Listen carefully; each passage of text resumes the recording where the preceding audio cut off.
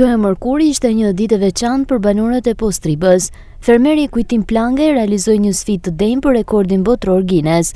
Me ndihmën e disa bashkëpunëtorëve ai krijoi një varg prej 110 metrash me qep, të cilin e ekspozoi përgjatë orës së mesit.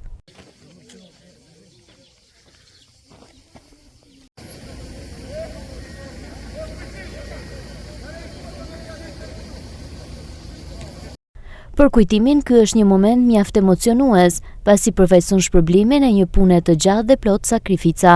Ai thotë se përtej rekordit, kjo është një mundësi e mirë për të promovuar turizmin në Postrib, si dhe qepën e zonës, një produkt tashmë të njohur në të gjithë rajonin.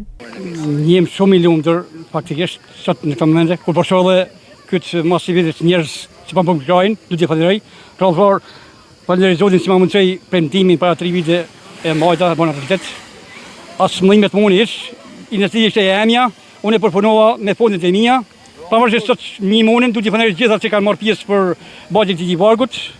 Jam shumë i lumtur, ja dedikoj Postrib time dashën këtë monë, ja dedikoj qep famshme, qepa Drishit, resurset që ka zona jonë Postrib, që nuk i mohojnë shumë, që është ura vjetër si bajnë aktivite, kaloja Drishtit, kanjoni Kirit, shumë vizitorë kanë ardhur dhe vazhdojnë vinë.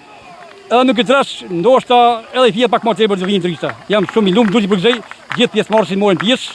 Por sa e vështirë ishte realizimi i një sfide të tillë.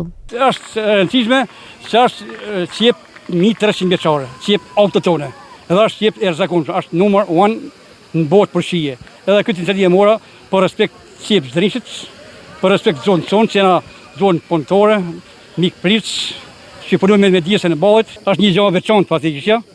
Sa është një gjë që është person shumë, ka pas edhe pak mund më bë. Ma përshit një 5 ditë kam kryer me 4 punëtorë në ditë, por ja vleti ky mund. Zoti rujt. Nisma ngjalli interes edhe tek turistët vendas dhe të huaj, të cilët u ndalën për të parë nga afër vargun gjigant të qepëve dhe Eduard trokitën këtë iniciativë të veçantë, duke e cilësuar atë si një mënyrë origjinale për promovimin e traditës dhe turizmit të zonës. Shumë e bukur, fantastike, urime, vizituam këtu dhe pamja ishte spektakolare, urime, fantastike.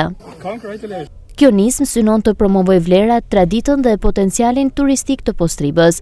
Banorët shpresojnë që rekordi i vargut 110 metra të gjatë me qep të kthehet në një tjetër arsye që vizitorët të ndalin e të njohin nga afër këtë zonë dhe produktin e saj karakteristik.